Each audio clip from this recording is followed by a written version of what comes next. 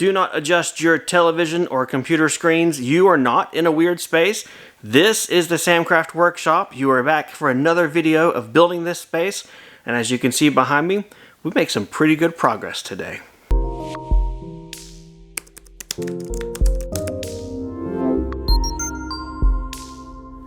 What's up guys, Sam here, welcome back to Samcraft, and yes, welcome to another video of the workshop build series that we've got going on.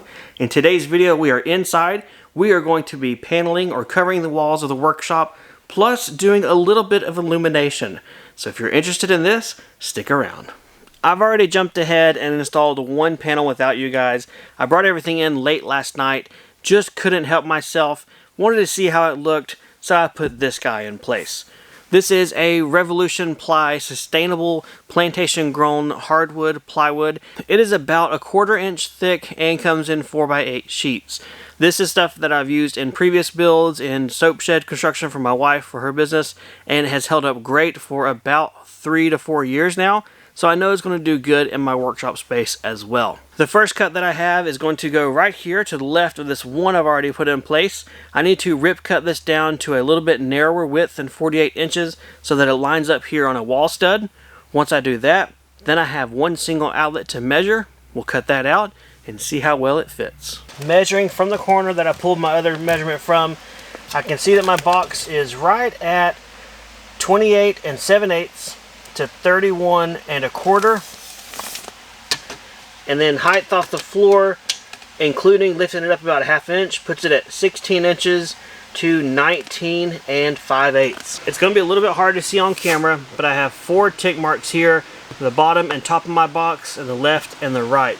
I'm going to use this T-square that I have to go ahead and transfer those marks into lines.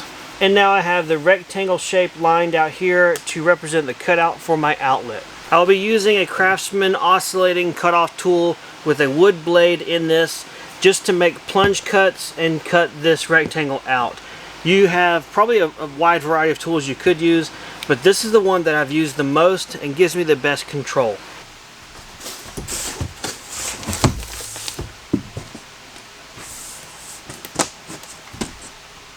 The tool I'm going to be using to attach this paneling to the wall is a cordless finish nailer. This is the Craftsman 16 gauge straight finish nailer. This one does very well. I may have bought it for this project, but I've owned the brad nailer from the Craftsman lineup and it has worked great for about 4 years now, and I expect this guy to do just as good. The reason I chose finish nails instead of brad nails is that finish nails have a larger head on them and they have better holding power, while still being relatively small fasteners that are easy to cover up and conceal, or otherwise just blend in with the surroundings. As far as attaching the panels to the wall, I like to start in the middle, where my nearest stud is to the center, press really firmly there, start attaching it, and work my way from the center out. That way I don't have any folds, any ripples, lumps, or issues with the paneling. Since it is only 1/4 inch, it is relatively thin and can be prone to waves or bending if you're not very careful when you apply it. So let's be careful and apply it.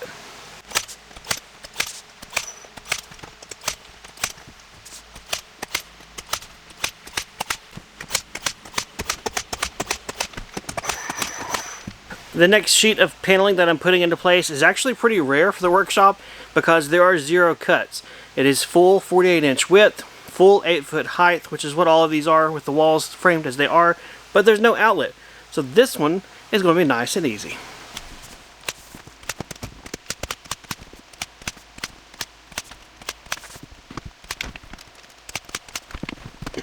This second sheet is a little bit different. I wanted to make sure my seam was dead on. So I've installed all the nails in that seam. Right now it's kind of like a door. It's a hinge. The seam is good. Now I'll work my way from that side all the way across.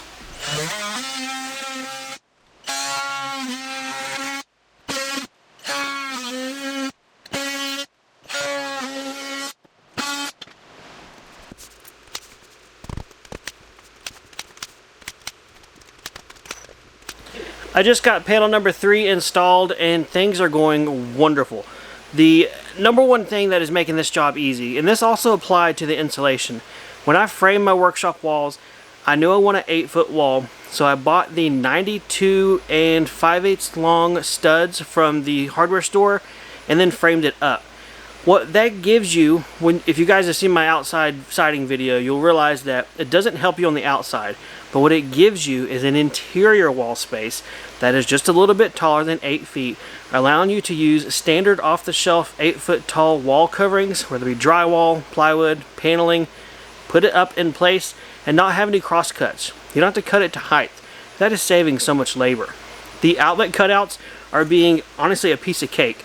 With this oscillating cutoff tool, they are cutting wonderfully, and it also allows you to sneak up on it. So like 1 or 2 of these, I was a little bit off.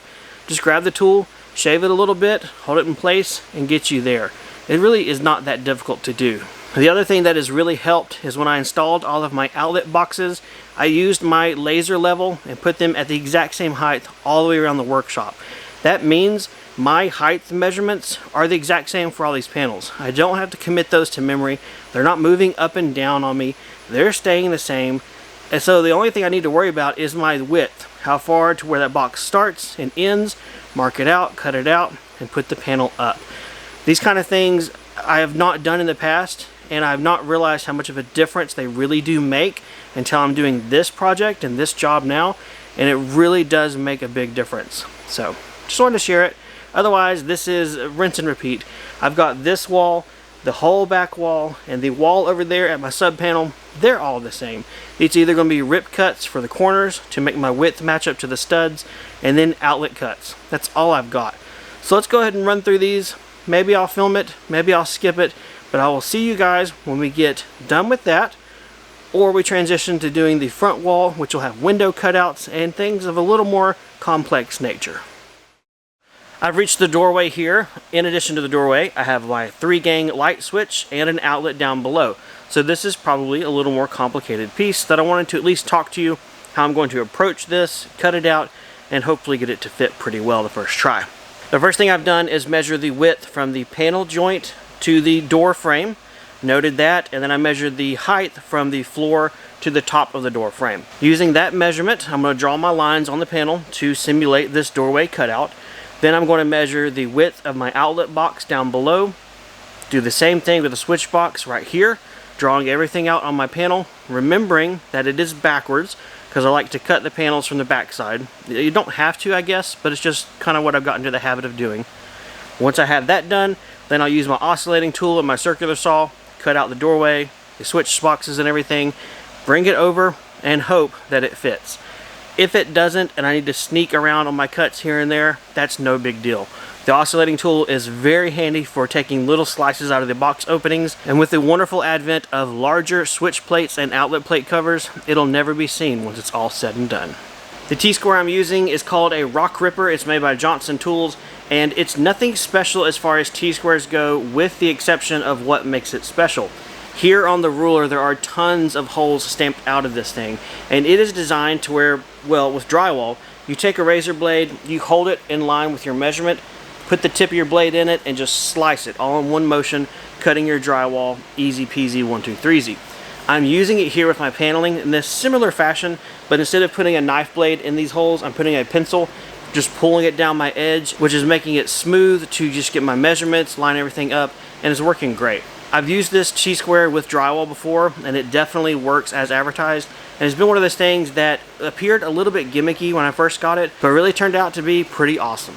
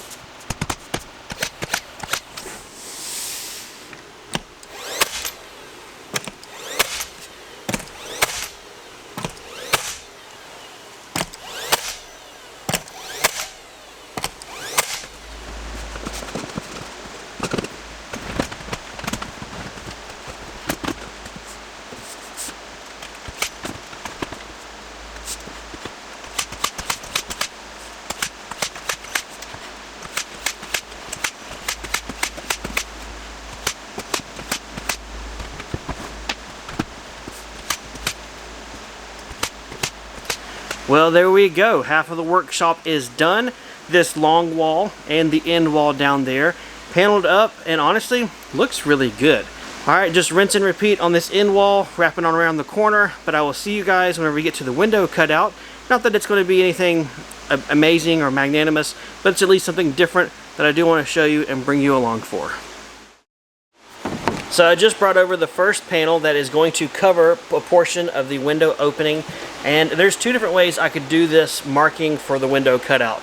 I can bring the piece over like I have done, mark a line at the bottom of the window up here at the top while holding the piece in place, then take it over and transfer the marks, or I could probably, a little easier, just measure from the floor up to the bottom of the windowsill, from the top down, and transfer those marks with a tape measure. As far as how far to take this cut, I'm going to measure from the seam of the paneling that's already here on the wall, see how far I need to come over, and I'll transfer the marks to this piece as well. So I guess in a sense I really didn't need to bring this over, other than just to illustrate that if you're not that great with measurements, you could bring a piece over, hold it in place, and do your marks here on site. That's called relative dimensioning, and it's something that I do use a lot in various things, but I probably just won't do it in this one instance.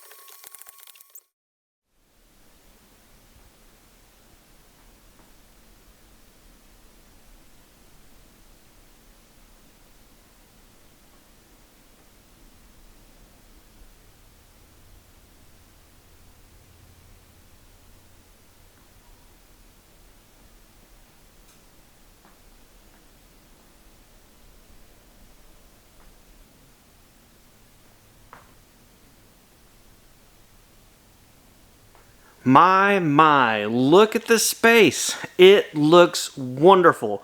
And okay, yes, to address the elephant in the room, I have already installed some of my ceiling lights just to give myself enough light in here to continue working. They are put and installed safely, although no, not to code, so I understand that.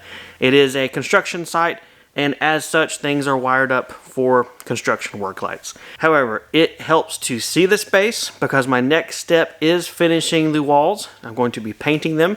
I do a little bit of prep work before paint and stuff like that, and illumination really makes a difference. Anyway, let's go ahead and talk about the actual installation of the wall paneling. It went very, very smooth. It was not as much of a nightmare as I was afraid, which kind of seems to be a common theme with this workshop as I've gone through the stages. I've found out that I tend to play things up bigger in my head or stress about them more than what they really end up needing in reality. Maybe that happens because I try and plan and think about everything and get everything in my head, and then it's not so bad, or maybe I'm just blowing things out of proportion.